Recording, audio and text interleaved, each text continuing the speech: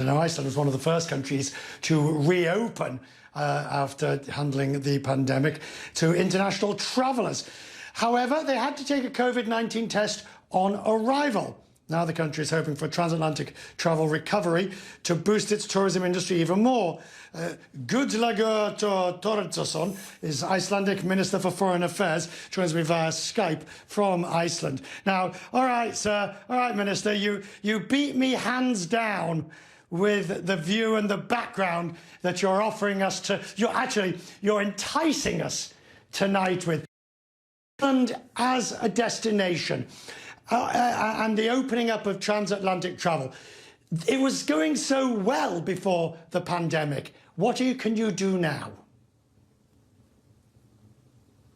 Well, you're totally right. I am trying to tempt you. Unfortunately, not everyone can come at the moment, but we hope that we see that sooner than later.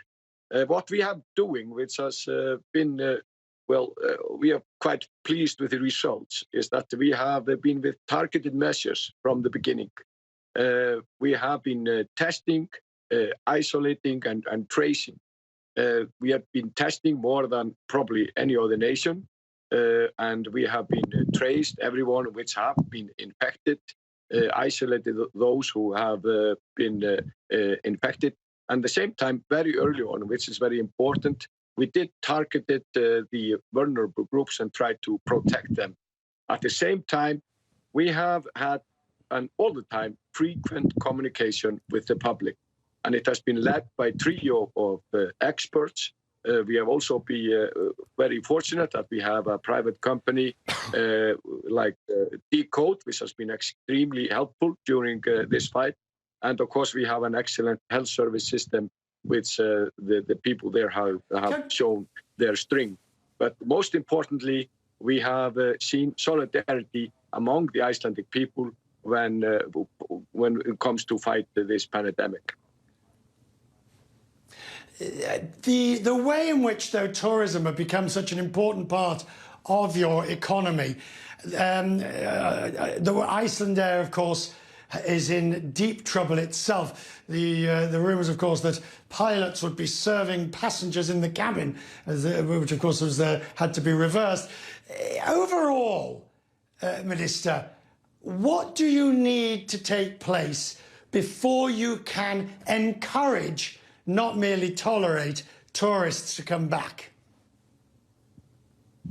Well, of course, we have been open to the people in the Schengen area. We are a part of the Schengen area, and we also be following the guidelines when it comes to the Schengen authorities. So there are 12 nations which are allowed to come, but of course you have to do the testing or go to the quarantine, which is a relatively easy thing to do.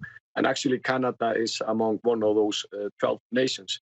And hopefully we will see more results when it comes to allowing more people coming in. But of course, we are following very closely the advice from the scientists, and we are not going to put at risk any of the results or what has been achieved so far.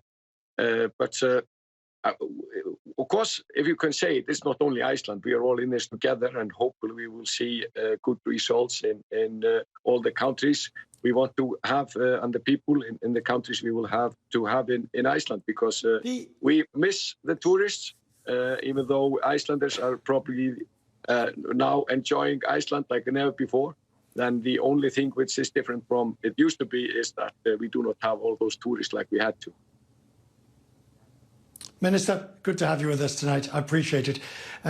You do win, well, we've still got half an hour to go, but so far you do win the Best Scenery Shot of the Night award on our programme, which, of course, is exactly what you intended to do. Right, we will continue.